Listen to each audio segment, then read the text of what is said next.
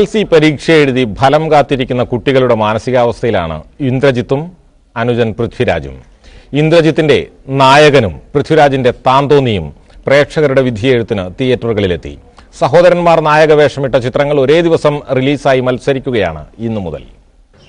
കാറ്റു പറഞ്ഞതും കടലു പറഞ്ഞതും കാലം പറഞ്ഞതും പൊള്ളാണേ, കാലം പറഞ്ഞതും പൊള്ളാണേ. ഞങ്ങൾക്ക് വേണ്ടി പാട്ട് പാടിയെങ്കിലും താന്തോന്നിയുടെ നായകൻ ഉള്ളിലുള്ളത് തുറന്നു പറഞ്ഞു. ഈ സിനിമയ്ക്ക് എനിക്ക് കുറച്ച് ഉത്തരവാദിത്തങ്ങൾ കൂടുതലാണ്.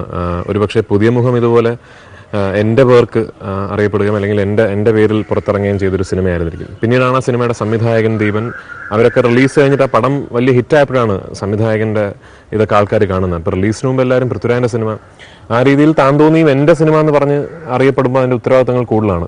അനുജനോളം ഫാൻസ് അസോസിയേഷൻ പ്രവർത്തകരുടെ പിന്തുണ ഇല്ലെങ്കിലും ഇന്ദ്രനും ഏറെ പ്രതീക്ഷയോടെ കാത്തിരിക്കുകയാണ്. ഒരുമിച്ച് രണ്ട് സിനിമകൾ, അതും രണ്ട് വലിയ സിനിമകൾ റിലീസാവുന്ന ഒരു ഫിനോമിനൻ ആദ്യമായിട്ടാണ്. തീർച്ചയായിട്ടും അത് ഒരു വലിയ ഭാഗ്യമായിട്ട് ഞാൻ കരുതുന്നു.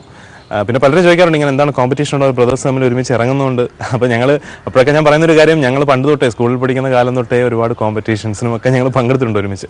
അപ്പോൾ ഇതും അതുപോലെ കാണുന്നുള്ളൂ. തീർച്ചയായിട്ടും ഞങ്ങൾ തമ്മിലൊരു കോമ്പറ്റീഷൻ എന്നതിലുപരി രണ്ട് സിനിമകൾ ഒരുമിച്ച് ഇറങ്ങുന്നു, രണ്ട് സിനിമകളും വിജയിക്കട്ടെ എന്നാണ് പ്രാർത്ഥിക്കുന്നത്.